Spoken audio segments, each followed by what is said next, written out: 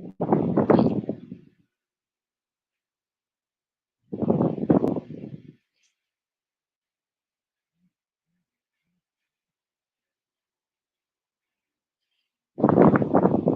días a todos. Les damos la bienvenida a esta charla que iniciamos este día de hoy, sábado, a esta hora. Nos van a acompañar el profesor Manuel Mendoza, profesor del Departamento de Matemáticas y Estadística, y también nos va a acompañar nuestro invitado especial, Héctor López, es nuestro egresado del programa de matemáticas, al cual le agradecemos mucho por esta intervención que nos va a hacer en esta mañana, en el que nos va a hablar un poco sobre su vida, sobre su decisión en su carrera, su proyecto de vida de matemáticas como matemático, y nos va a explicar también cuál ha sido su rol como matemático en esta era, en esta nueva era de revolución industrial. Y él trabaja en Gases del Caribe. Y bueno, los dejo con él, con Manuel Mendoza, con el profesor Manuel Mendoza, para que les haga esta introducción. Esperamos que para ustedes sea de mucho agrado y, digamos, se enriquezcan más en su quehacer, o si son estudiantes o si apenas están pensando en estudiar matemáticas, se abra un poco el panorama de lo que son las matemáticas en esta nueva era, en esta nueva revolución industrial. Entonces los dejo con el profesor Manuel Mendoza. Buenos días, profesor Manuel. Muchas Buenos días. gracias por estar acá. Bienvenido. Buenos días, Andrea. Buenos días a todos. Hoy estamos con Héctor López, egresado del programa de matemática en el año 2018, quien cuenta con amplia experiencia en el sector industrial, en el manejo de información, manejo de datos y toma de decisiones. Héctor es Data Scientist certificado por MIT. Además, trabaja ahora mismo como Business Intelligence en Gases del Caribe. Y yo creo que él más que nadie nos puede hablar un poco de su amplia experiencia en el sector privado y cómo las matemáticas han potencializado su perfil. Hola, Héctor, buenos días. Hola, Manuel, buenos días y buenos días a todos, Andrea. Gracias por la introducción. Y pues nada, antes de comenzar, pues quiero como introducir un poquito sobre pues quién soy yo, pues mi vida académica y profesional. Entonces, pues vamos adelante.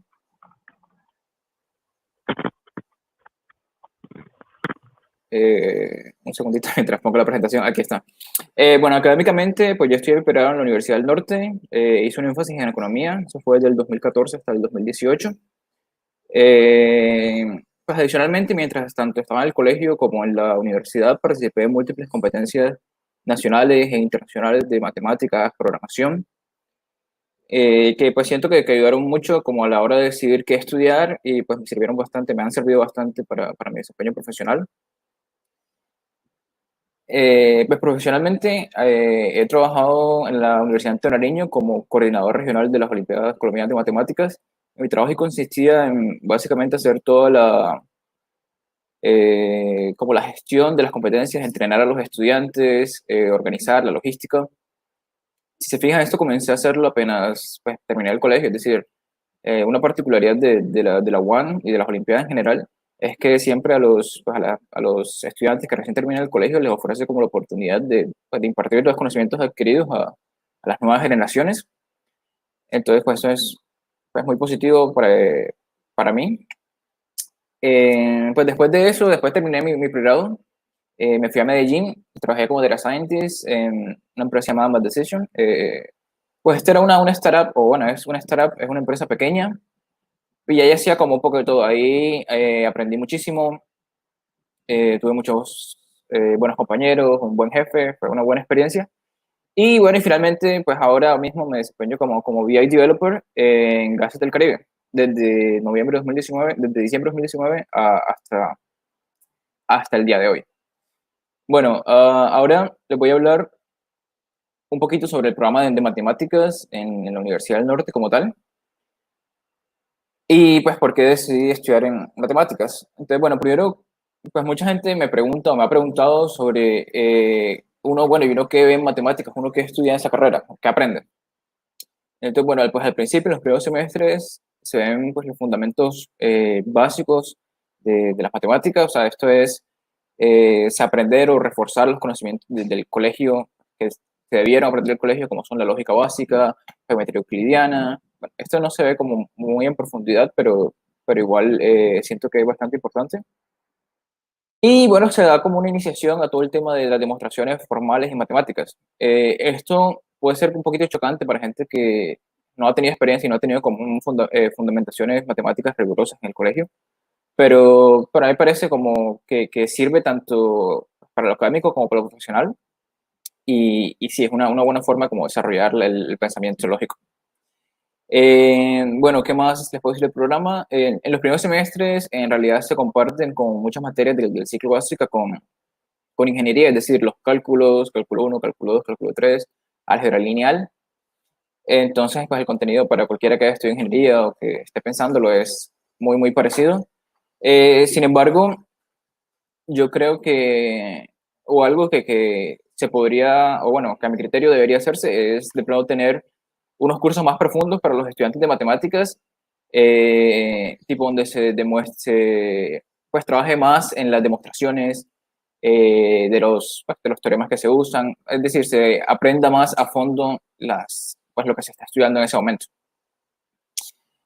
Bueno, además de eso, pues obviamente se dan con muchas carreras, muchos cursos adicionales, pero a mí me gustaría destacar algunos en particular. Entre esos creo que son en análisis matemático 1, análisis matemático 2. Aquí, ¿qué se hace? Aquí en realidad lo que se ve es una especie de formalización de lo que ya se vio en cálculo 1 y cálculo 2, pues de una manera un poco más abstracta.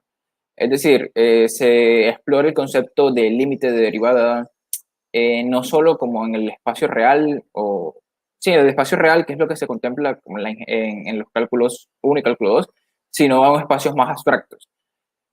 Puede que esto, claro, yo digo, como todo esto como tan abstracto, de pronto no tenga una aplicación inmediata, concreta en el día a día, en la vida real, pero siento como que el estudiar, el aprender esto, te abre mucho la mente y te ayuda pues, a tus habilidades de problem solving en general. Otra materia importante que a mí me pareció pues, súper importantísima y que sí es muy útil es análisis numérico. Aquí, o métodos numéricos, aquí ¿qué se ve? Aquí pues por explicarlo de una forma sencilla, se ve y se aprende a resolver o problemas o hacer cálculos, no solo analíticamente, sino algorítmicamente. ¿Cómo así? Es decir, si tú quieres hacer un cálculo, por ejemplo, como de la raíz de 2, digamos, entonces, claro, pues no, si no tienes una calculadora y los necesitas hacer a mano, entonces, ¿qué método se puede usar para hacerlo? Entonces, aquí se ve el método de Newton, se ven diferentes aproximaciones, y esto también te ayuda como a aprender y a entender pues ciertas cosas que a veces uno da como por sentado, es decir, como por ejemplo, ¿cómo funciona la calculadora? Uno a veces esas cosas no se las pregunta y las omite, pero pues en ese curso se ve como una explicación pues sí, de la respuesta a esa pregunta en realidad. Y bueno, pues se ven muchos más cursos. Igual, obviamente, pues mentiría si diría que todo lo que he visto lo he aplicado en mi vida profesional, pero siento que sí me ha servido todo, pues, pero hay cosas que, como por ejemplo, en el curso de álgebra lineal, uno ve resultados sí, pues ve resultados que, claro, que hoy en día nunca los he usado, pero son como tan importantes o tan útiles pues que hay algunos que se aplican incluso a la mecánica cuántica. O sea, probablemente solo como el 1% de matemáticos se dediquen a esto como tal, pero pues sí, es interesante como aprender y pues en general fortalecer la capacidad general de resolver problemas y de pensamiento. Bueno, sí, eso en cuanto a qué se ve el curso, a qué se ve en la carrera, pues. Y lo que mucha gente me pregunta o me ha preguntado es o sea, ¿por qué debería estudiar matemáticas o qué ventajas me da estudiar matemáticas? Bueno, uno, y lo que yo considero súper importante es una facilidad que te ofrece el programa para hacer como 2 carreras al tiempo. En mi experiencia, pues yo comencé a estudiar 2 carreras, es decir, matemáticas y economía. Finalmente no la terminé, solo hice como un énfasis en esta. Pero las facilidades que tuve fueron pues demasiadas. ¿Por qué? Porque, pues claro, las materias en común son muchas, es decir, los cálculos, las estadísticas, en mi caso, en otros casos de ingeniería, por ejemplo, ingeniería de sistemas, se ve una materia lógica que pueden ser homologadas, etcétera.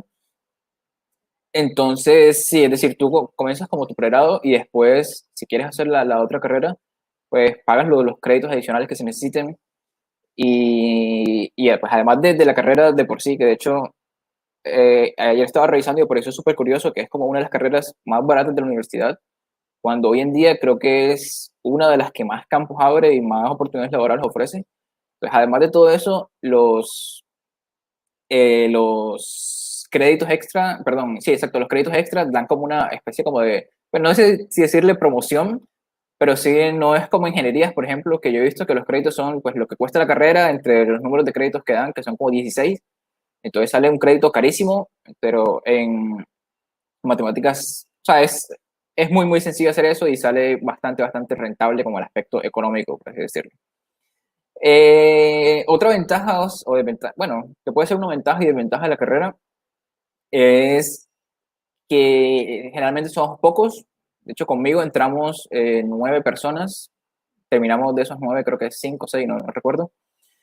Entonces, claro, eso es ventaja, pues ofrece ventajas porque pues desde el inicio siempre estás compartiendo generalmente con la misma persona, pues hay también una especie como de competencia sana entre nosotros y pues obviamente un apoyo.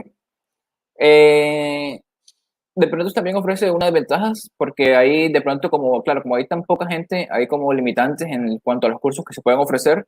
Eh, tipo, claro, de pronto si hubiese más estudiantes, podrían haber como ciertas especializaciones en un tema determinado. Y pues sí, eso es lo que se busca, que eventualmente pues más gente estudie la carrera y poder ofrecer pues un mejor curso como tal. Sí, ya por ese lado, no sé si Andrea o Manuel tengan algo que agregar al respecto aquí. Yo creo que comparto mucho la opinión de Héctor en el sentido de que una de las grandes ventajas que tiene la carrera, yo también como egresado de la carrera, es las clases que son prácticamente personalizadas. Creo que De estar acuerdo.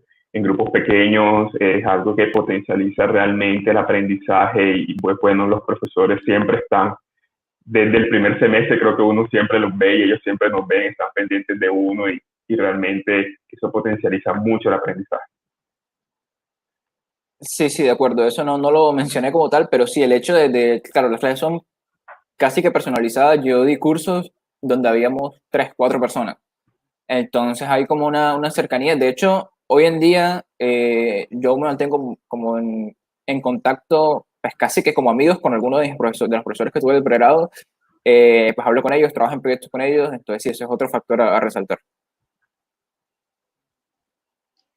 Héctor, Sí. bueno, quisiera preguntarte, ¿cómo fue que te fuiste perfilando a esta área de datos?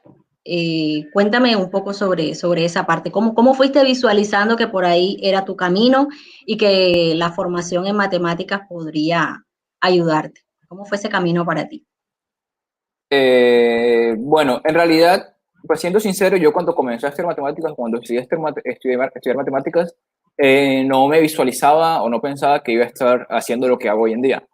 Yo decidí estudiar matemáticas más que todo porque, claro, pues sentía que era bueno, me gustaba y ya básicamente no pensé en ese momento como de pronto como que las salidas laborales, porque claro, existe incluso hoy en día la creencia o falsa creencia de las limitantes que tiene un matemático en el campo laboral, que en realidad, o sea, yo les digo por experiencia y más adelante les mostraré ejemplos que en realidad eso ya no existe, o sea, en realidad esta es una carrera que es demandadísima ahora mismo y por eso decía, pues decía lo ahorita, que me parece como curioso que sea una de las más baratas de la universidad y, y que haya tan poca gente que la estudie. Entonces, claro, yo sé que de pronto a algunos les puede asustar como que, uy, matemáticas, eso no sé, eso asusta, qué sé yo. Pero sí, yo creo que es una buena decisión. Entonces, siendo con tu pregunta, sí, yo en realidad no sabía que me iba a dedicar a esto cuando comencé.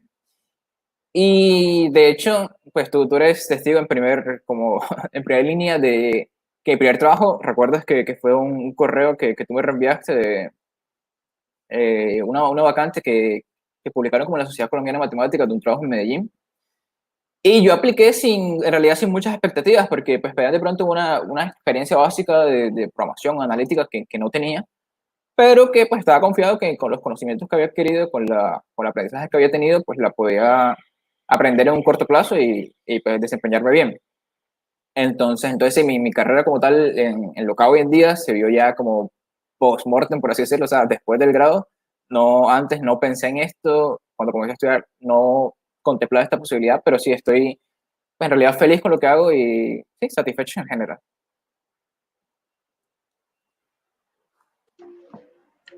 Ok, Nada, listo. Entonces, bueno, continúo. Eh, creo que Manuel tenía una pregunta. bueno, Sí, Héctor, ¿qué sí. piensas, digamos, de la importancia del énfasis o qué nos puedes decir de la importancia del énfasis en la carrera para, digamos, tu desarrollo profesional en general? ¿Qué piensas? ¿Cuál es tu opinión personal? Ok, bueno, particularmente mi énfasis fue en economía, que es que si bien no lo aplico de lleno profesionalmente, siento que sí aprendí bastante y pues fue útil lo que vi en el pregrado.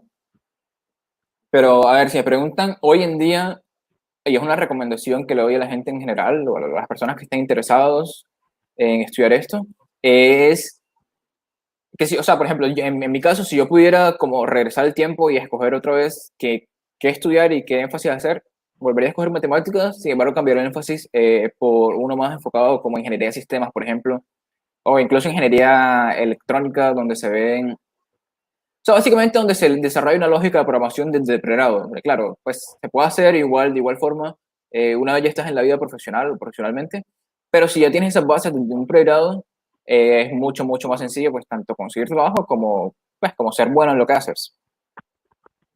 Bueno, Listo.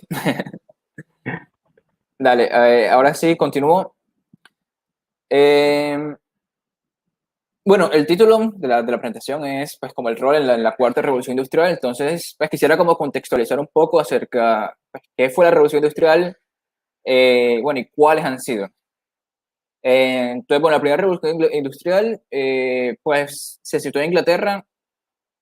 Esto fue algo fue como el detonante de muchas cosas que habían venido pasando en los años anteriores.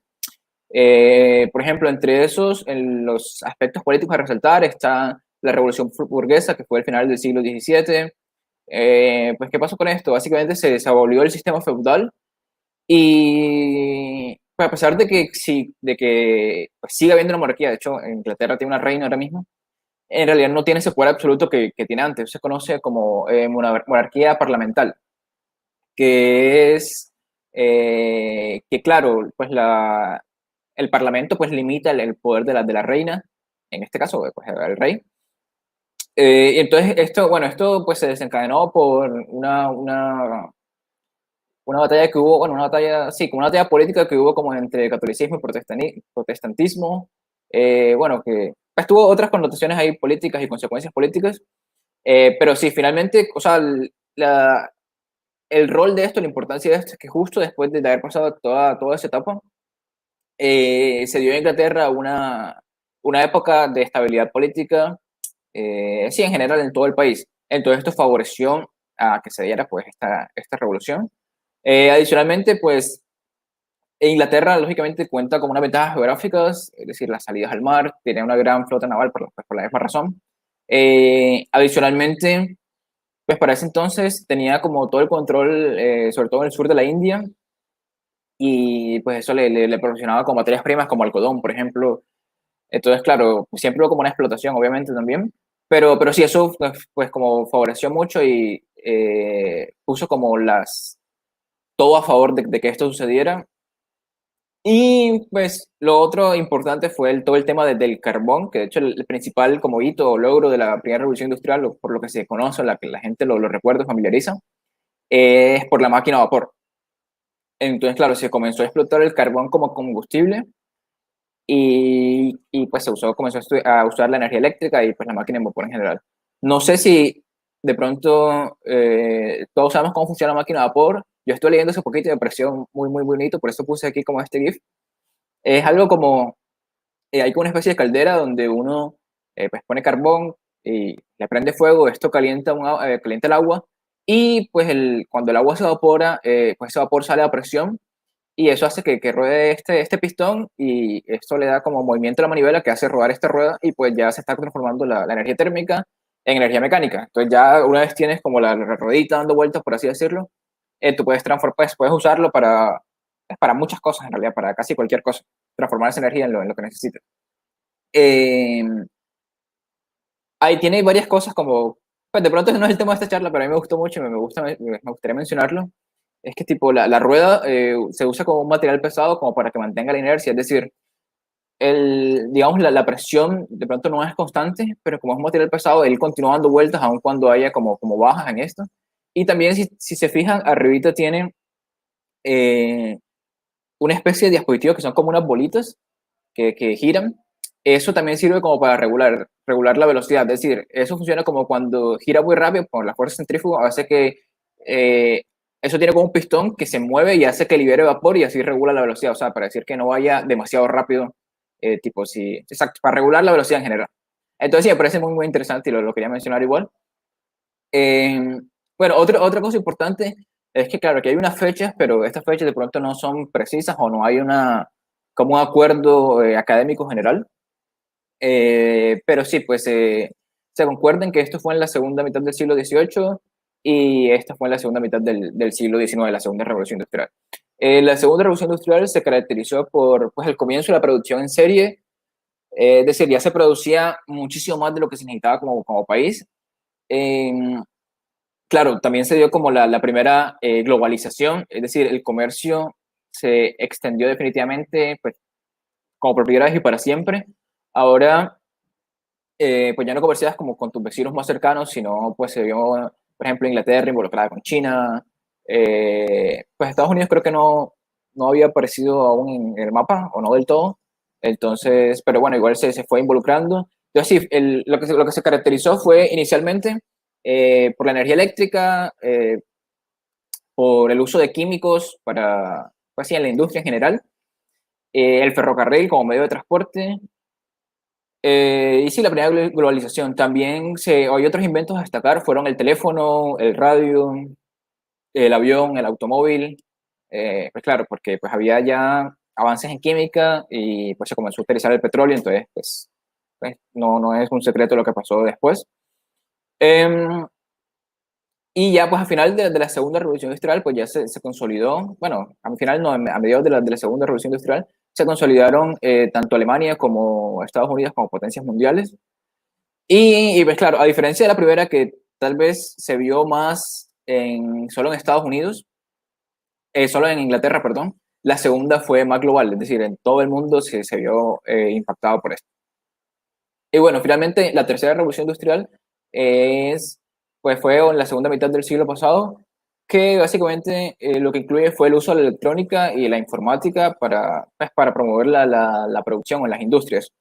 Se caracterizó por el uso de energías renovables, es decir, desde finales del siglo XIX hasta finales del siglo pasado, mediados del siglo pasado, apenas descubrieron como los químicos, el petróleo y todo, pues la producción fue como incesante y no se contempló, se tuvo en cuenta cosas como el impacto ambiental, el manejo de residuos y todo eso. Entonces ya aquí en la segunda mitad del siglo pasado se comenzaron a contemplar todo el tema de energías renovables, es decir, se comenzó a visionar acerca de vehículos eléctricos, eh, y pues la producción automatizada también. Es decir, a pesar de que en las dos revoluciones pasadas también hubo máquinas que desplazaban el trabajo humano, pues en las dos pasadas sí también se caracterizó porque hubo una explotación laboral. Es decir, claro, pues habían todavía muchos países con esclavitud y, pues sí, básicamente Gran Bretaña era un imperio y pues tenía varios, pues a la India en particular como mano de obra barata, pues en ese momento, bueno, incluso hoy en día también algunos países lo tienen, pero este es otro tema.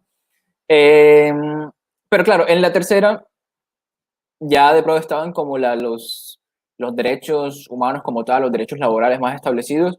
Entonces, tipo, no existe, bueno, no, no existe ampliamente la explotación laboral. ¿Y qué se hace? Entonces, claro, entonces lo que se ha venido haciendo ha sido reemplazar el trabajo humano por máquinas. Un ejemplo clásico y muy concreto es en Estados Unidos, los cajeros de McDonald's, por ejemplo. Hay muchos lugares, bueno, sí, o sea, sigue habiendo cajeros, por supuesto, y gente que tiene que despachar, pero se toman los pedidos, sí, exacto, tu pedido lo tomas o puedes escoger que te lo tome una máquina. Es decir, tú ingresas a una máquina, pues ingresas lo que quieres y ya eso le manda la orden al cajero y a la persona que despacha y él ya te da el pedido.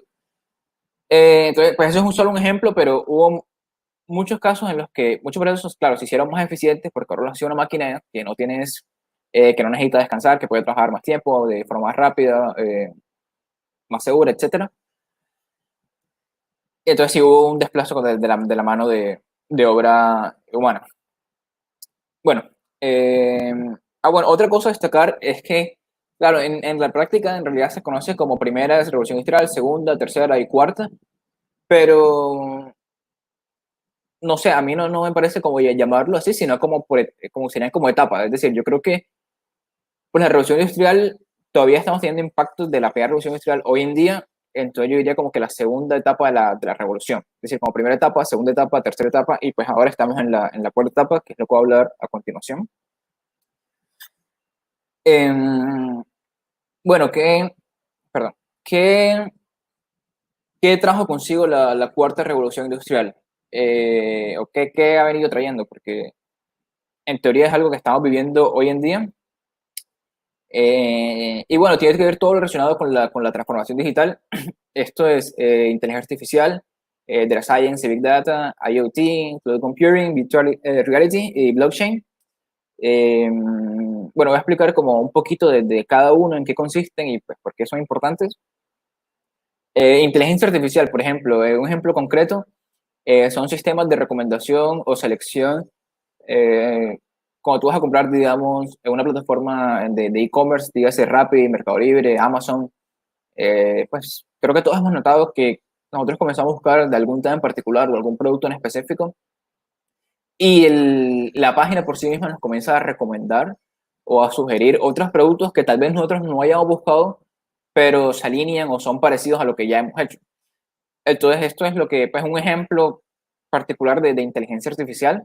Obviamente también va full ligado con el siguiente tema que es Data Science y Big Data, pero bueno, de inteligencia artificial, pues otra cosa que ya podemos ver hoy en día son, o es el tema de los chatbots.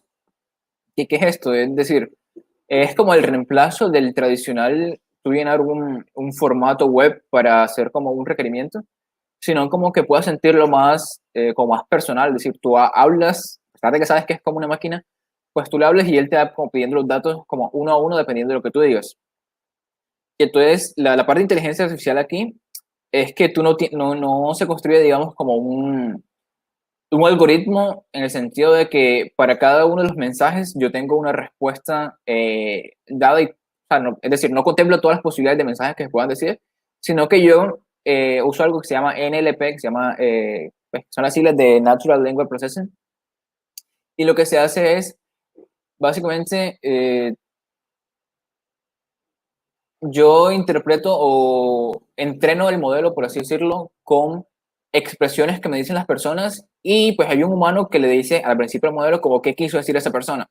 Es decir, si yo le digo hola, buenos días, buenas tardes, buenas noches, entonces el humano le dice a la máquina, mira, cuando la persona te diga esto, significa que te está saludando.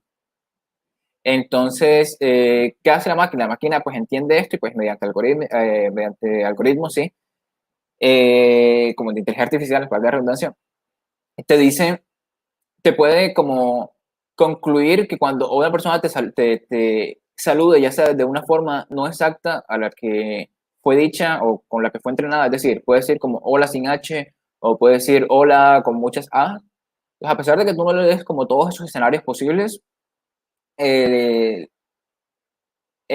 el bot puede interpretarlo. Entonces eso es pues algo que era impensado hace unos años, pero pues hoy en día ya es una realidad y es bastante común. Hay servicios como Movistar, por ejemplo. De hecho, sí, hay muchas páginas web donde tú entras y abajo a la derecha sale como un chat y puedes hablar ya sea como un robot, con un robot o con una persona y pues pedir la información que necesites o hacer algún trámite. Bueno, de la Science y Big Data, creo que es lo que está en más auge ahora mismo y sí, lo que es más demandado. ¿En qué consiste esto? Pues Big Data es básicamente cuando tienes volúmenes muy, muy grandes de datos eh, y pues es el manejo que se les da a estos datos y qué se hace con esta información. Y pues Data Science es exacto, es como ya tener esos datos, o sea, una vez ya tienes los datos como organizados y estructurados, es claro, ¿qué hago con esos datos ahora? Entonces, ejemplos concretos pueden ser, digamos, saber preferencias del consumidor, es decir, como segmentar, digamos, si tienes una empresa que vende ciertos productos, entonces tú puedes como segmentar pues, tus clientes acerca de en qué productos está interesado esta persona y a partir de ahí de pronto tú ofrecerle un catálogo especial, ofrecerle promociones especiales, etcétera. O sea, es un campo muy, muy amplio que todavía se está explorando y ofrece como muchas pues, ventajas tanto pues, para la persona que quiere trabajar en esto, porque hay muchas oportunidades y tanto y pues, también como para la empresa, que se ve pues, beneficiada obviamente de todo esto. Otra cosa es el IoT o Internet de las Cosas. Esto es algo que en realidad está en etapas muy tempranas todavía. Pero ¿en qué consiste básicamente? Esto propone como que todas las cosas estén conectadas a Internet. O sea, literal, desde los zapatos, pues obviamente tu celular, tu computador, pero además de eso, tus zapatos, tu ropa, la comida, que todo de alguna forma esté conectado a Internet. Entonces, ¿cuál es el objetivo de esto? Es, digamos, como que si tú sabes si ya tú tienes todo conectado a una red segura, entonces tú puedes recuperar o puedes recopilar la información sobre esto. Entonces se disminuirían cosas como fallas técnicas en fábricas, por ejemplo, porque ya sabrías cuándo un material se está desgastando sin tener que revisarlo como en persona o ir a hacerle mantenimiento. Eh, pues las cosas no se perderían porque pues estarían conectadas a internet y tú sabrías en todo momento dónde está, pues no sé, tus zapatos, tu ropa, tus gafas, cualquier cosa que se te ocurra. Entonces, esto es todavía bastante futurista, pero para mí me parece muy, muy interesante. Eh, y sí, de eso trata básicamente, de la integración de las cosas cotidianas con Internet y pues a partir de esto, pues ofrece un mundo de posibilidades. Lo otro que se ha visto con esta transformación digital es el cloud computing. ¿Esto en qué consiste? Básicamente pasar todo el cómputo o toda la capacidad de cálculo de un equipo local, es decir, de tu propia máquina, de tu computador, a un servidor en la nube. Entonces, ¿cuáles son las ventajas de esto? La ventaja es que, digamos, a pesar de tener un computador, pues, sencillo o, sí, que no tenga muchas capacidades, tú puedes hacer procesamientos complejos utilizando los servicios de la nube. Entonces, ¿esto cómo funciona? Pues la nube, en realidad, ese es un concepto que de pronto suena como muy, muy extraño, pero la nube no es más que el computador de alguien más. Básicamente lo que el cloud computing es que tú le alquilas, por decirlo así, un computador a un proveedor de servicios, que en este caso suelen ser grandes compañías como Azure, Amazon, Google, y tú le das los requerimientos de lo que necesitas. Es decir, yo necesito una máquina con estas características, este disco duro, esta RAM, estas capacidades, y puedes hacer pues los cálculos que necesites ahí. La otra ventaja de esto es que tú pagas lo que consumes. Es decir, imagínate que de pronto tú quieras trabajar en un proyecto, pero pues claro, necesitas un computador con un montón de capacidades y no existiera este servicio en la nube. Entonces, ¿qué pasaría? Te tocaría a ti de pronto pues comprar la RAM, comprar el computador, el disco duro, lo que necesites.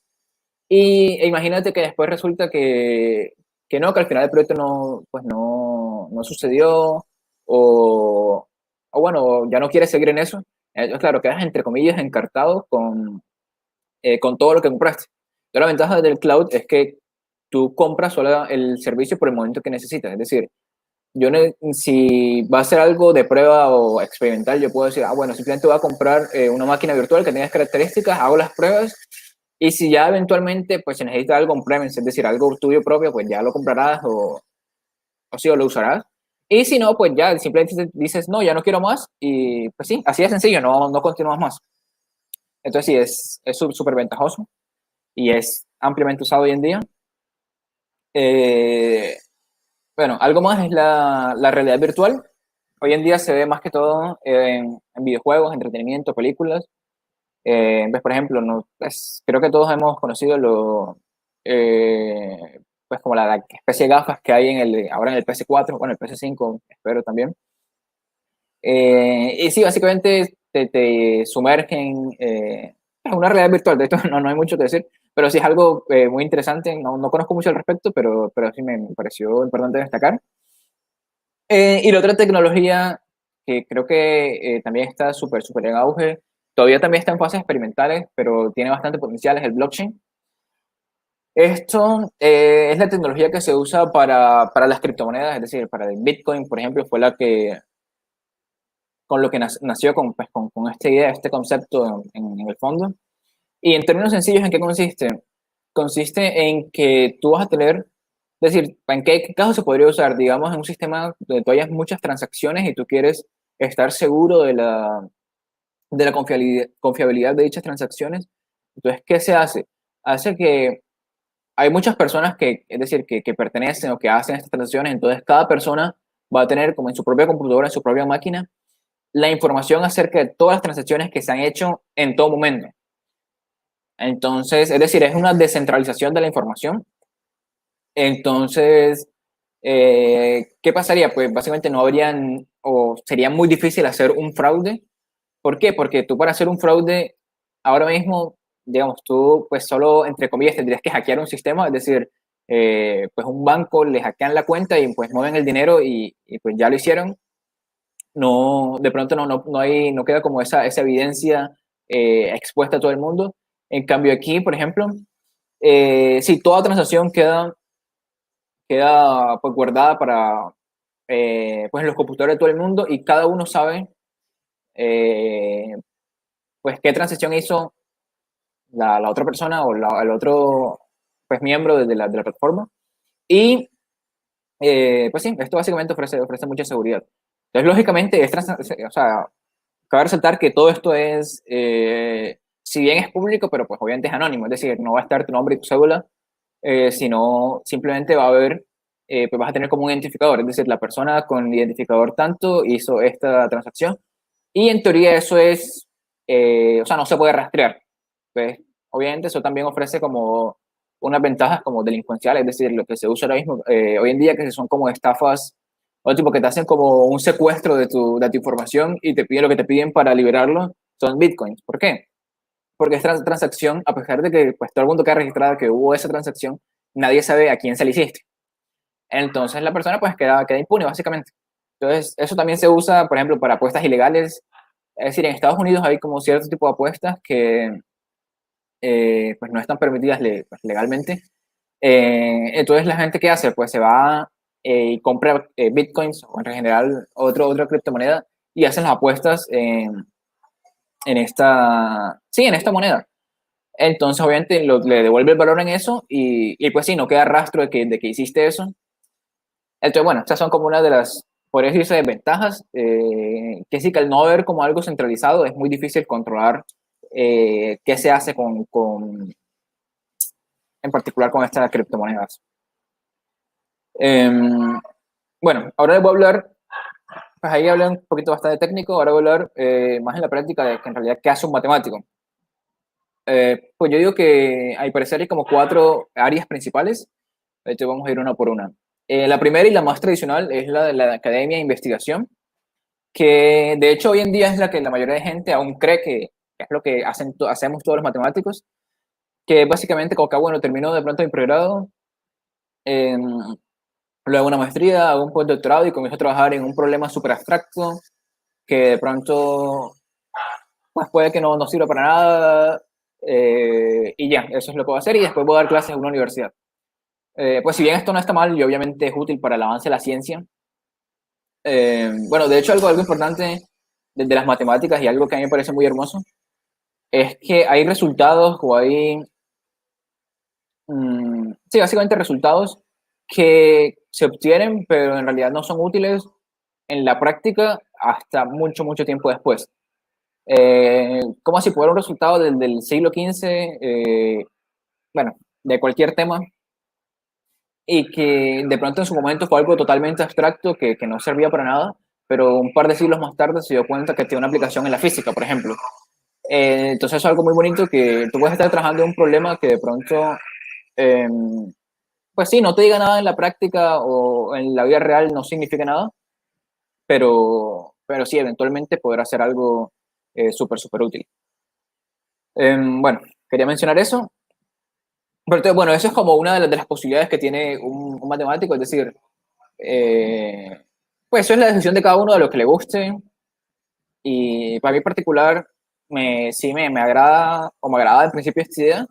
Y de hecho lo sigo contemplando de pronto eventualmente, si de pronto estudiar un poco más y hacer algún posgrado o trabajar en una universidad. Pero bueno, ya eso será, veremos en el futuro. Eh, bueno, otro de las cosas que puedo hacer es todo el tema de la analítica de datos.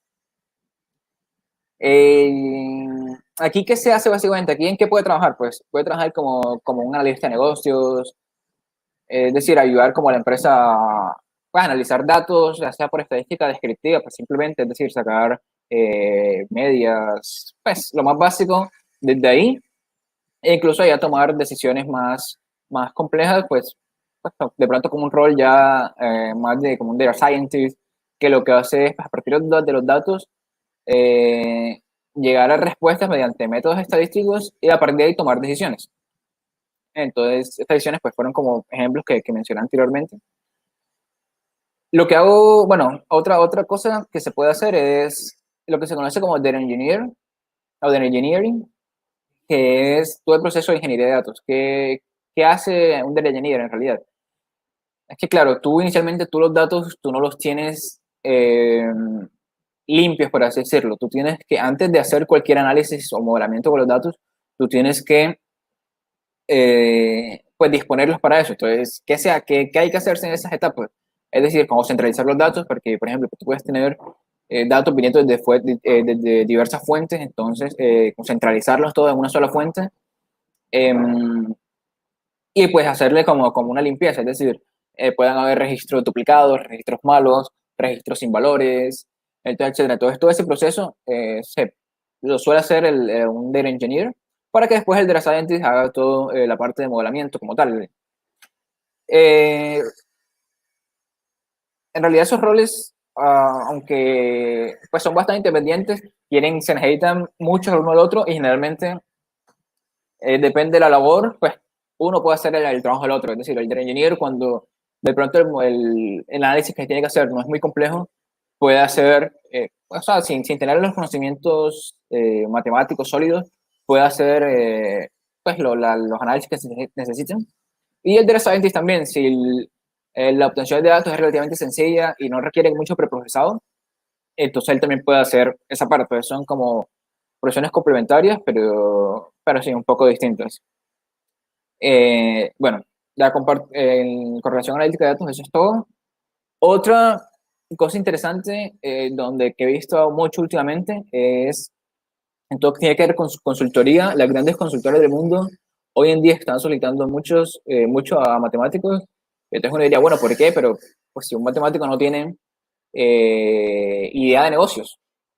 Y entonces, bueno, si bien es cierto que de pronto no se tiene o pues no se da de por sí todo lo relacionado con negocios en la carrera, pues sí es útil la habilidad, o lo útil o por lo que es requerido es por la habilidad de resolver problemas. Es decir, o sea, las consultoras, ¿qué hacen? Tú contratas una consultora cuando tú tienes un problema en tu empresa y necesitas como asesoría o apoyo en resolverlo. Entonces, ahora son bastante demandados justo por eso, porque ya han comenzado a valorar como esa habilidad ante, pues tú tener ciertas premisas o hipótesis, pues llegar a una conclusión mediante unos razonamientos, pues, o unos pasos lógicos. Entonces, sí, ese es otro campo interesante, creo que está como expandiéndose justo ahora mismo. Y por último, es toda la parte de desarrollo de software. Si bien para esto una carrera de matemáticas no es suficiente, siento que también es útil y pues tengo o conozco gente, matemáticos que se desempeñan como desarrolladores de software. Para esto, obviamente, necesitas estudiar,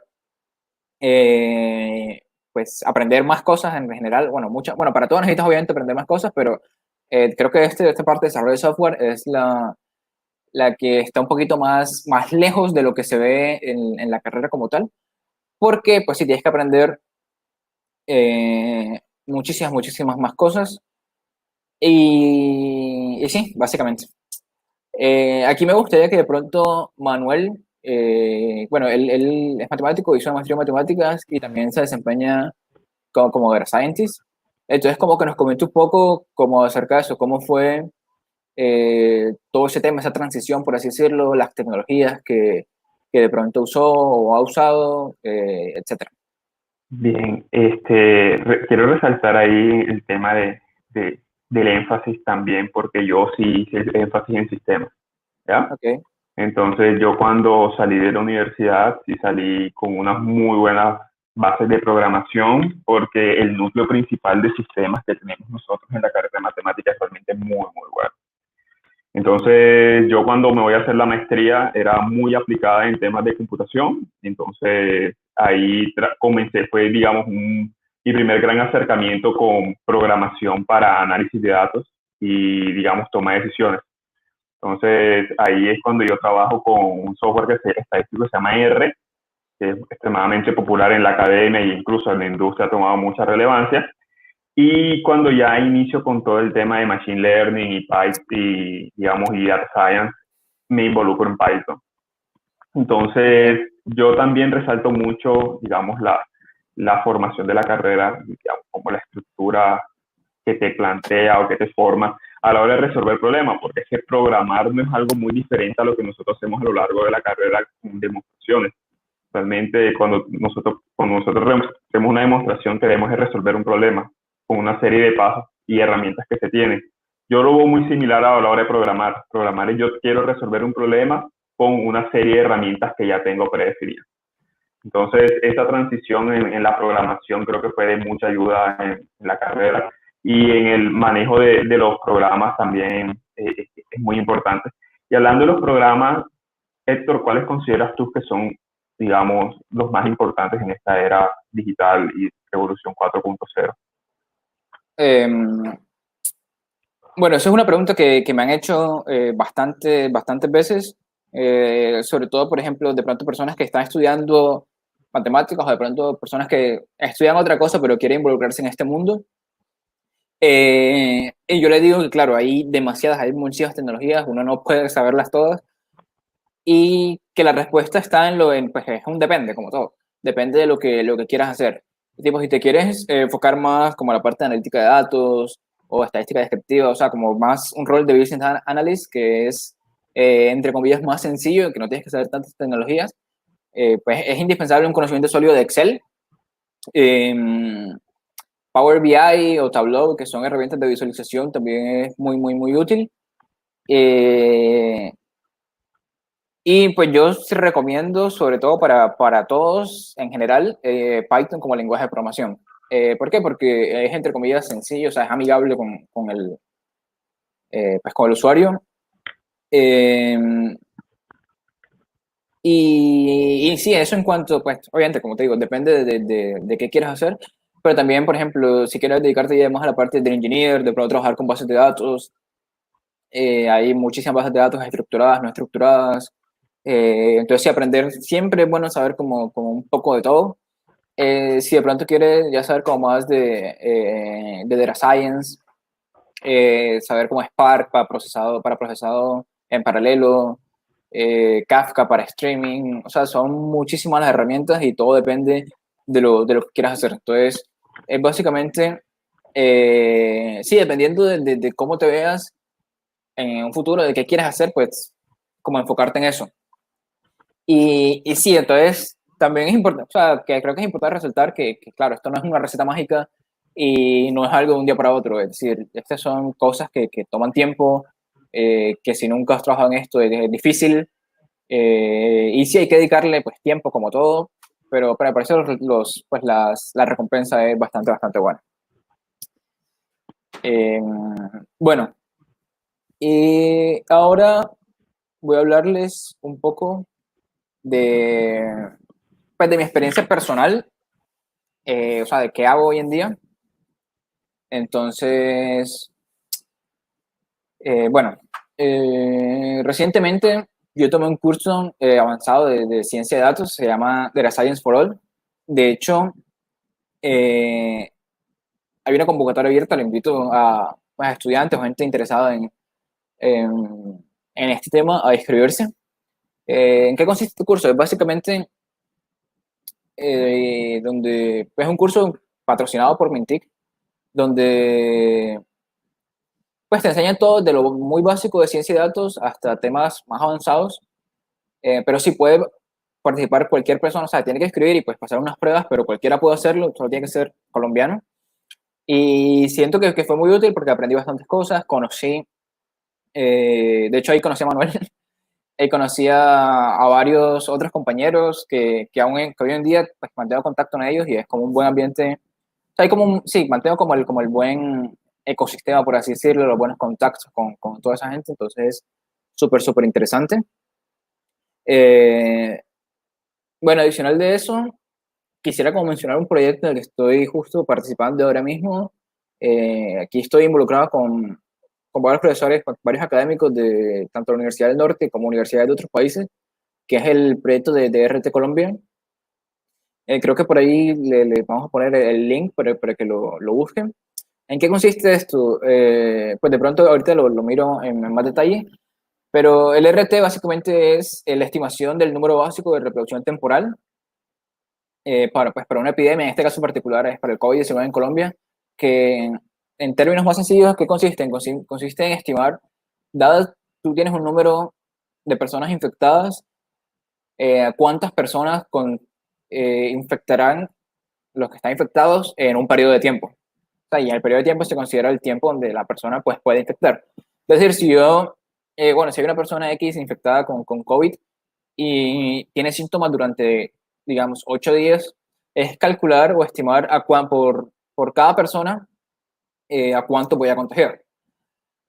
Entonces, si por ejemplo, si el valor es 1, de la epidemia es 1, ¿qué significa? Que yo en ese periodo voy a contagiar a una persona más, pero después de ese periodo me voy a recuperar.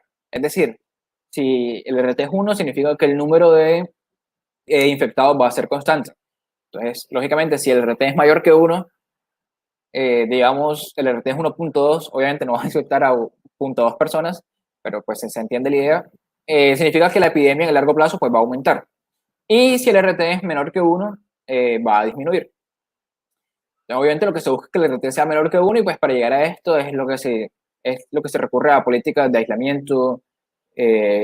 Bueno, ya todos sabemos al respecto. Entonces, sí, bueno, ahora mismo hay una página, se llama rtcolombia.com.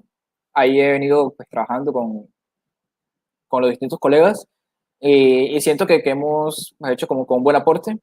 Eh, incluso, o sea, esta página o sea, y hay de hecho, o sea, es algo formal, no es como, parecía así un invento mío, como alguien me dijo una vez, sino que pues en la misma página se tiene como todo el modelo matemático que se usa, se explica por qué se usa, hay un paper, bueno, una versión preliminar de un paper en el que explicamos todo, como lo que hicimos, por qué lo hicimos, contextualizamos, etcétera. Entonces, pues los invito a que lo vean. Bueno, en cuanto a RT Colombia, eso es todo. Y pues ahora mismo estoy trabajando como ya mencioné ahorita, en Gases del Caribe. Mi rol es como de Business Intelligence y del Engineer. Consiste básicamente en, en recopilar la data de las distintas fuentes de información que tiene la empresa. Y una vez hecho eso, crear reportes y hacer análisis al respecto para la toma de decisiones.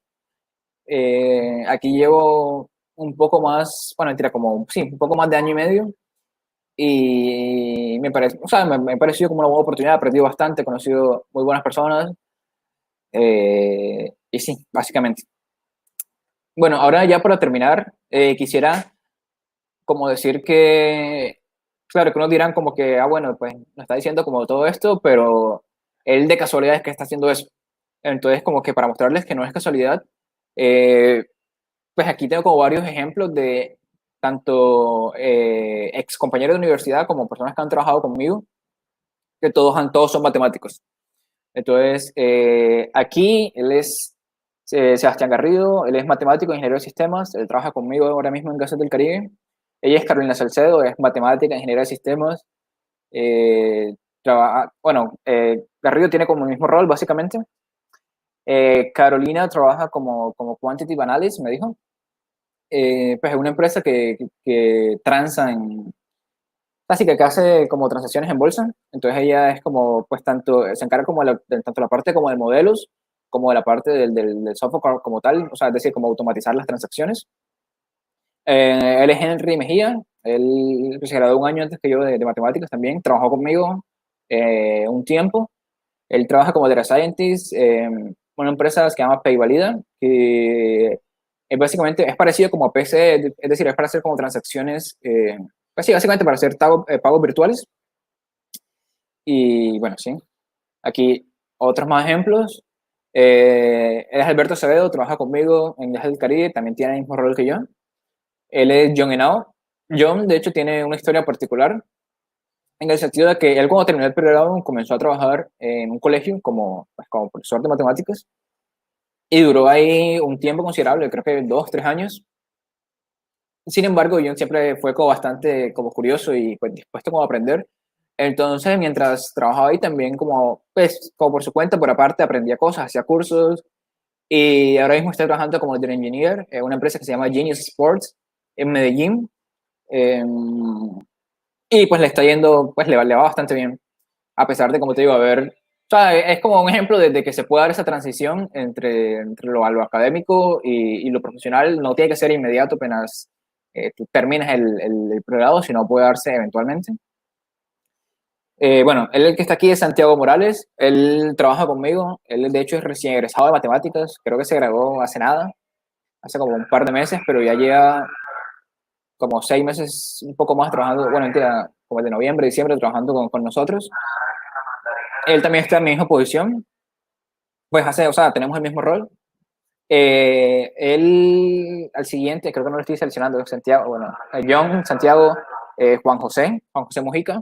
Él también es matemático, él hizo un énfasis en economía, e incluso él hizo sus prácticas profesionales en Mars, que es como la empresa de tipo de estos, de chocolates, M&M's, bueno, y otros dulces, creo, no recuerdo bien.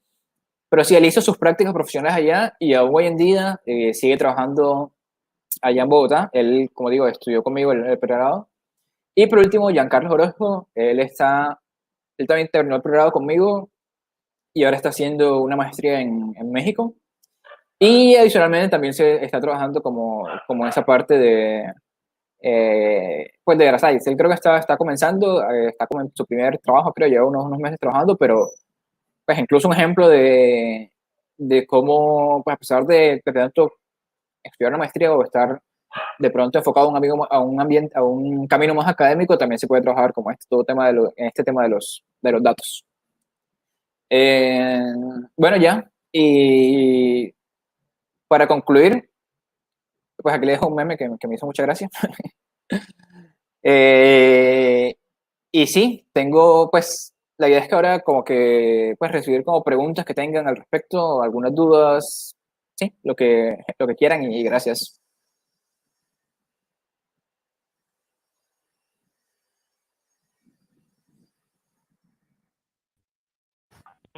Héctor, una pregunta.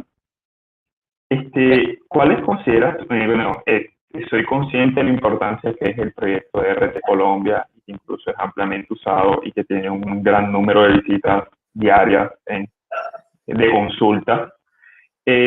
La pregunta que me surge es, ¿cuáles para ti fueron el reto más grande a la hora de plantear y hacer el deployment, digamos, el despliegue de toda esta plataforma para que fuera accesible a todo el mundo de cualquier parte del mundo? Sí, claro, como dices, de hecho, el proyecto, o sea, o la página está siendo usada ahora mismo como por las distintas secretarías de salud. Bueno, en particular, estoy al tanto que uno de los miembros del equipo está trabajando con la Secretaría de Salud de Cali, creo que es, y a otros profesores lo han hablado con la Secretaría de Salud de Barranquilla y pues han hecho como sí, como sugerencias, comentarios acerca de los valores que ahí se ven. Con respecto al proyecto de la dificultad, es más, quiero compartir acá de pronto la página para que todos la vean. Sí, es esto. No sé si ya la están viendo. Sí, perfecto. Bueno, aquí pueden acceder, es dashboard.rtcolombia.com, pueden acceder todos. Pues aquí está como, bueno, graficado pues la curva de RT en el tiempo. Aquí pues puedes filtrar por rango de fechas, por departamentos, por ciudades. Y pues hay varias información adicional, infectados diarios, fallecidos diarios, infectados acumulados, fallecidos acumulados, número de reportes, pues una tablita respecto a hospital, UCI, recuperado, fallecido. Y aquí al final un resumen o un detalle de los últimos días. Bueno, ahí hubo como varias como dificultades en el proyecto. Una fue, y la principal que tuvimos recientemente, fue en cuanto a como la capacidad del servidor para procesar los datos. Es decir, antes pues esto estaba como en lo que mencionaba anteriormente, estaba como una versión de prueba que era algo gratis, porque pues el cómputo necesario no era demasiado, obviamente cuando había muchos menos casos. Eh, pero entonces, claro, a medida que los casos iban aumentando, ya el servidor donde estaba no daba como abasto, por así decirlo. Entonces, básicamente tocó, bueno, decidimos pues como comprar, o sí, como lo que explicaba antes de cloud computing, que alquilamos nuestro propio servidor, o sea, tenemos una máquina en la nube que hace todo eh, que hace este proceso por nosotros, básicamente, o sea, ahí es donde está hosteado la aplicación. Entonces esa parte fue particularmente para todo el equipo en general y pues yo fui como el que tenía que resolver esa tarea, por así decirlo. Entonces, claro, fue difícil sobre todo porque pues yo no tenía, o bueno, no tengo los conocimientos, un conocimiento profundo de sistemas, de servidores, de todo eso. Entonces, esto va como ir aprendiendo sobre la marcha.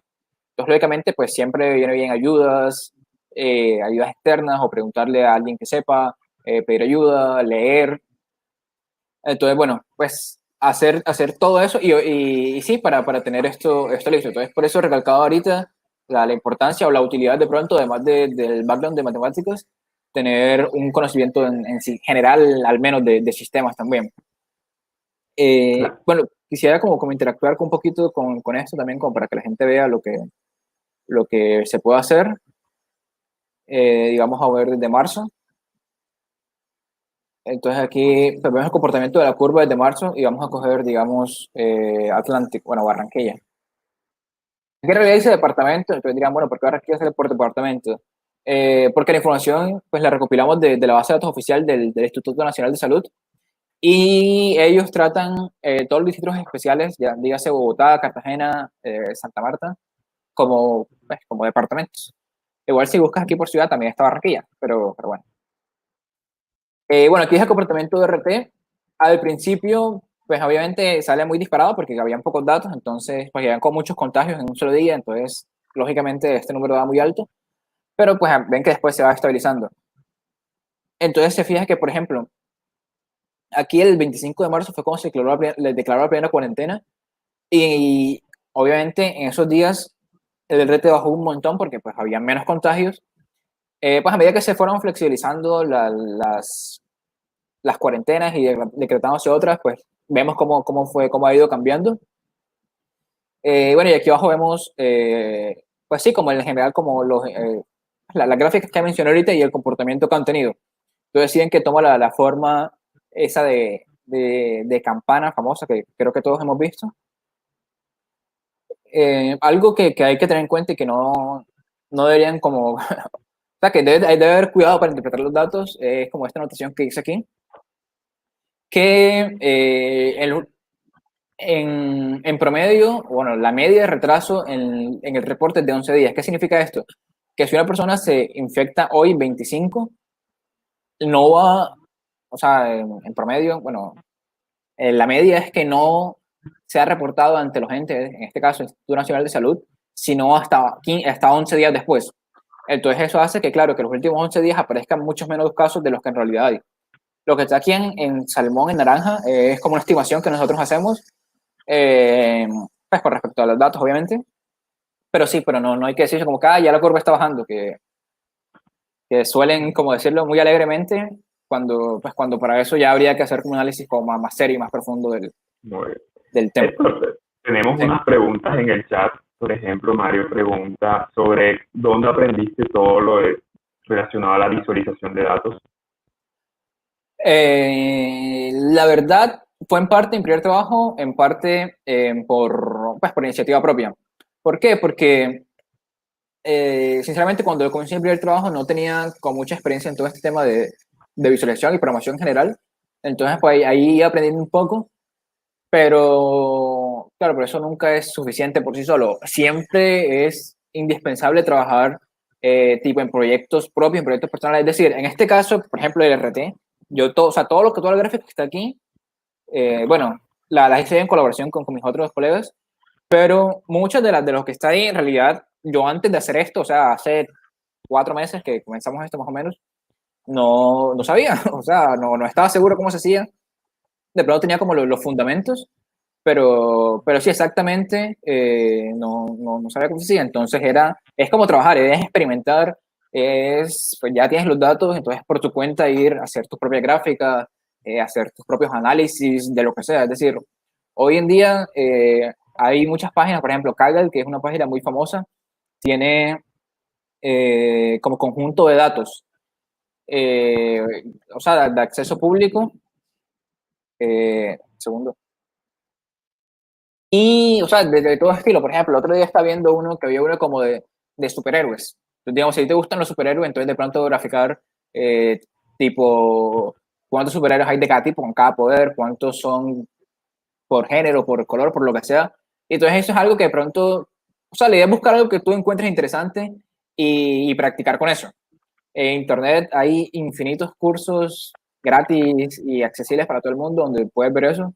Entonces, sí, es básicamente como interesarse y dedicarle mucho tiempo. Vale, tenemos otra pregunta. ¿Cuál consideras tú que es el mayor aporte que dio la carrera a tu formación integral y cómo lo vives ahora en tu vida laboral?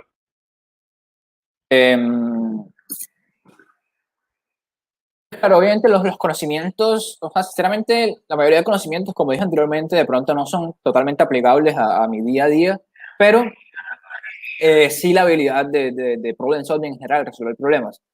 Eh, ¿Por qué? Porque, pues sí, o sea, ya lo hemos mencionado tanto tú como yo, que la mayor fortaleza sí, o el mayor skill que tiene un matemático es la habilidad de resolver problemas y no solo matemático, es decir, ya tú sabes resolver un problema súper abstracto, entonces es muy sencillo o ya no es, o sea, es trivial dado tener unas hipótesis, unos planteamientos iniciales, resolver otro problema. Simplemente tiene que seguir los mismos pasos lógicos que ya tú has sido entrenado para, para seguir. Muy bien. Aquí tenemos dos preguntas que las podemos unir quizás de Ernesto y Luis, donde uno nos pregunta sobre cómo fue tu experiencia en el curso de Ciencia de Datos y MINTI, y Luis que nos pregunta sobre cómo consideras tú, digamos, que para adquirir conocimientos de Big Data es necesario un posgrado o, digamos, se pueden adquirir cursos o hay cursos en los cuales tú puedas comenzar a entrenar. Ok. Bueno, mi experiencia en The Science for All fue buena por muchas razones. Uno, pues sí aprendí muchas cosas, conocí mucha gente interesante. eh, y me parece que o sea, en general, en términos generales, me parece que es un excelente curso y es gratis. O sea, pues, el gobierno lo financia, pero pues si no sale un peso de tu bolsillo, simplemente tienes que pasar la prueba. Que, siendo sinceros, la prueba no es fácil, pero bueno, pero pues claro, no puede ser fácil todo. Entonces, si tienes que hacer una prueba para ingresar, pues tienes que tener un buen nivel de inglés. Eh, y sí, como ese, existen de más que muchos cursos. En mi caso, pues mi curso fue presencial cuando se podía. Entonces, la metodología era como que había como un ponente principal en, en Bogotá, que era un profesor de Harvard, se llama Natesh Pillai, no sé si estoy pronunciando bien el nombre, él es indio y pues es una eminencia básicamente. Pues sí, básicamente, es profesor de Harvard y creo que habla por sí solo. no tengo mucho más que agregar. Eh, entonces sí, o sea, venía una persona como de ese calibre, venía a dictar las clases aquí en Colombia, pues iba a Bogotá, y adicionalmente como en cada sede, dígase Medellín, Barranquilla, Cali, creo que ya, no recuerdo si en Santander, Manuel, no sé. No, Creo que Medellín, Cali y Bogotá, Barranquilla. Medellín, Cali, Barranquilla y Bogotá. Entonces en cada una de las ciudades habían, pues dependiendo del número de personas, como otros profesores que asistían, es decir, estaban como on-site profesores, la mayoría extranjeros, bueno, de hecho todos extranjeros, eh, a los que tú le puedes hacer preguntas y ellos te ayudaban con el proyecto, con los proyectos que había que hacer. Por ejemplo, yo hice un proyecto relacionado con la seguridad de Barranquilla, eh, pues así como crímenes por localidad y eso, usando las bases de datos de policía. Entonces, sí, o sea, es una experiencia enriquecedora en general. Eh, y con respecto a lo otro, que si yo considero que es necesario hacer un posgrado, me parece que no, que básicamente no es necesario un posgrado para nada. Eh, si tienes la oportunidad y la facilidad de hacer un posgrado, pues adelante, pues no digo que no sirva para nada, de más que sí sirve. Pero hoy en día, con todas las plataformas que hay virtuales de aprendizaje, o sea, todo, dígase Coursera, edX, todas esas plataformas que existen, uno puede aprender, pues sí, desde casa, sobre todo en situaciones como la que estamos viviendo hoy en día. Pero sí, entonces no creo que sea indispensable. Puede ser útil, pero no es para nada indispensable.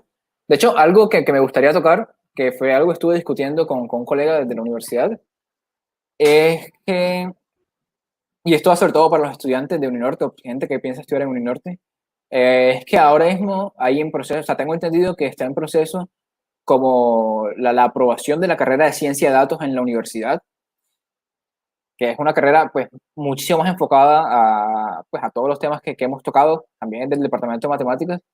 Entonces tengo entendido que eso está como en gestión todavía, pues con todo ese tema del COVID como que se retrasó y eso, pero sobre todo los estudiantes o gente que quiere estudiar, pues sería bueno que preguntaran y de pronto, por decirlo de alguna forma, presionaran al respecto, porque siento que, pues esto es como se lo hablo, como se lo digo como a la universidad, que es algo que debe hacerse pues cuanto antes mejor, porque es básicamente la carrera, o sea, una de las carreras del futuro, por así decirlo.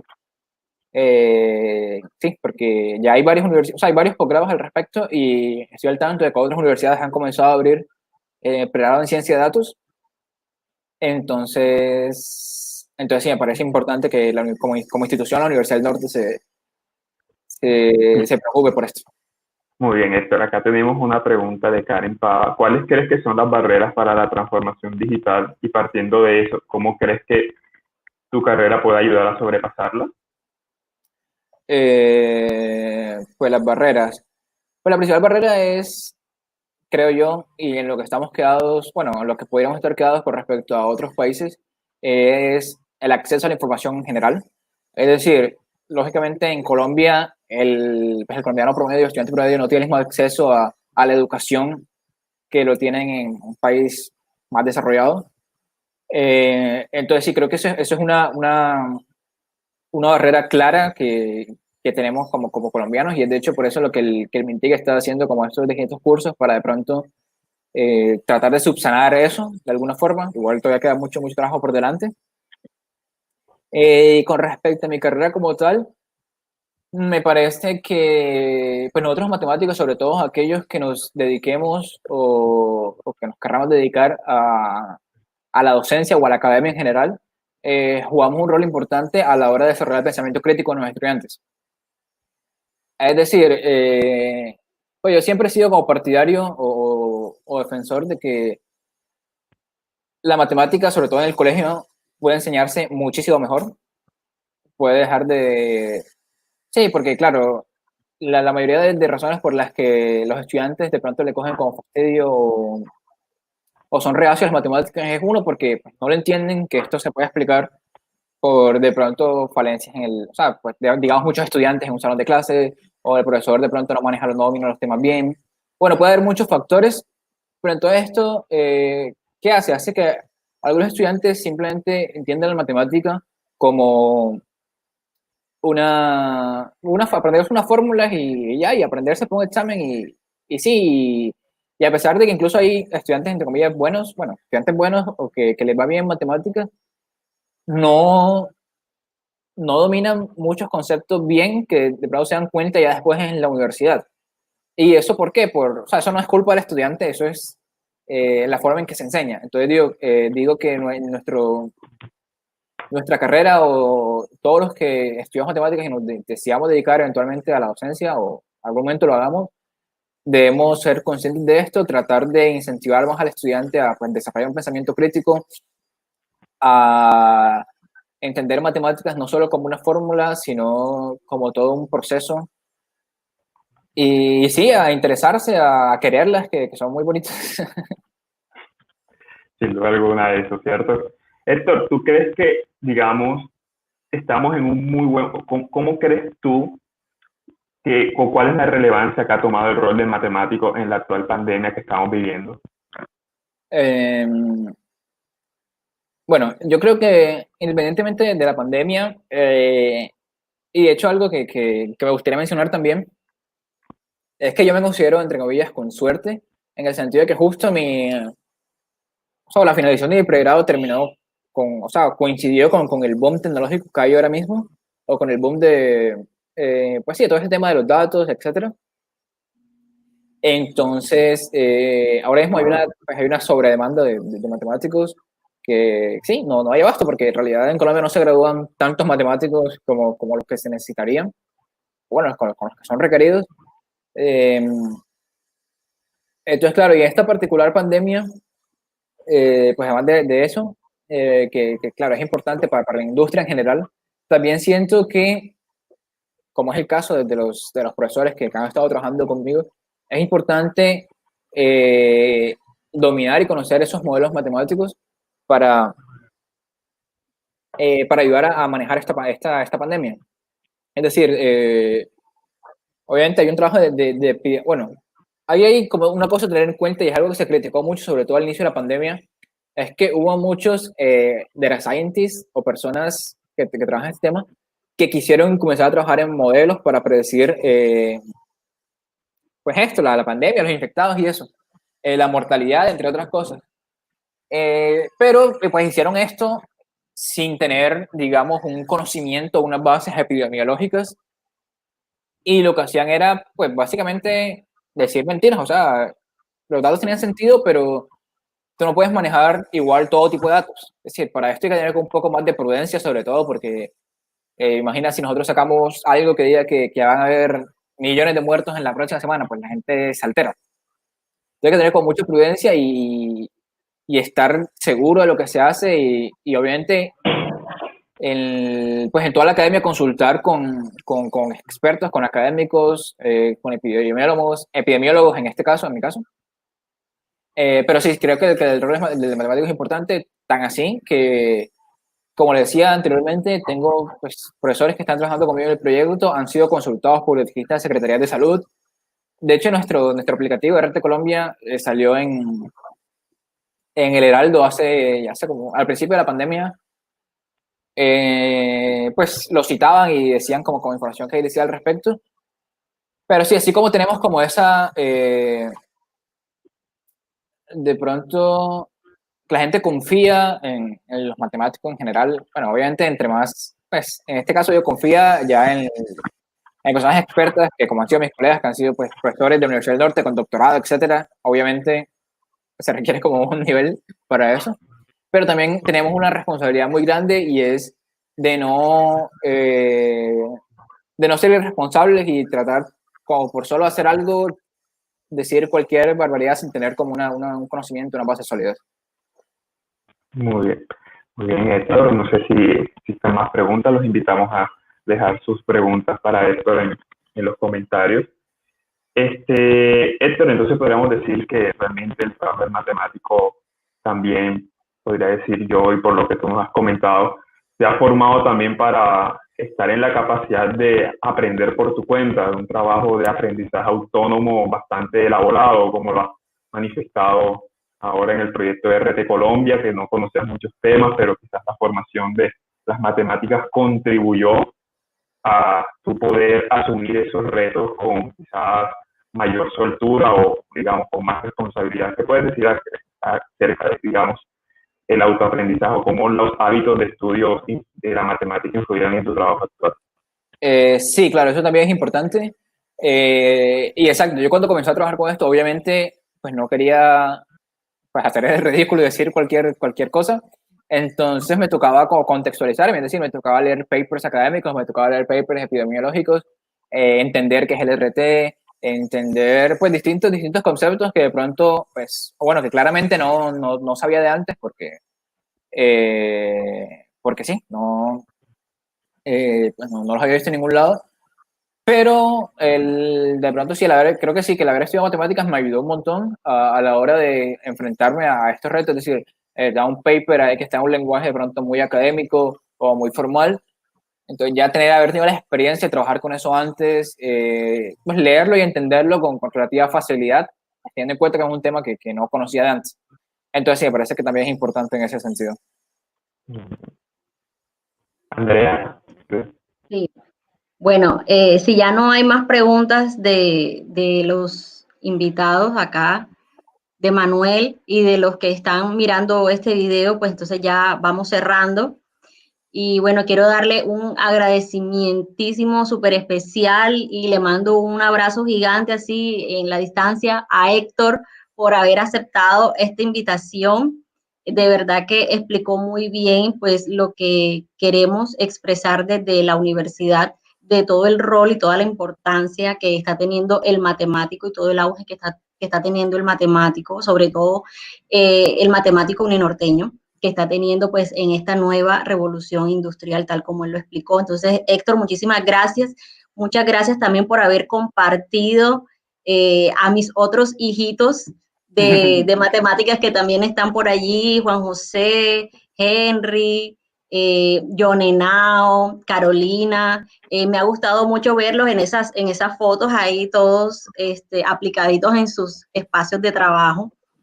Manuel también que está aquí es uno de los hijitos míos mayores, así que también le agradezco muchísimo por haber aceptado esta invitación y a todos los que nos vieron en esta conferencia también muchísimas gracias. A los egresados que también están por ahí mirándonos, un saludo súper especial, un gran abrazo a todos. Y bueno, si quieren más charlas así parecidas a estas, pues en este nuevo título vamos a estar desarrollando varias. En este título de Hablando de Matemáticas vamos a tener pues otros invitados. Es la idea, entonces por favor nos pueden escribir a mi correo electrónico, ya se los voy a compartir para que allí pues me escriban de lo que quieren que hablemos y claro, con muchísimo gusto vamos a seguir hablando de matemáticas en Uninorte. Ya les voy a compartir el correíto. Y bueno, muchísimas gracias a todos, que pasen un feliz día y cuídense muchísimo en esta pandemia. Y bueno, un saludo a todos. Hasta luego. Quédense en casa, exacto, sí. Chao. Bueno, gracias. Chao, que estén muy bien, gracias.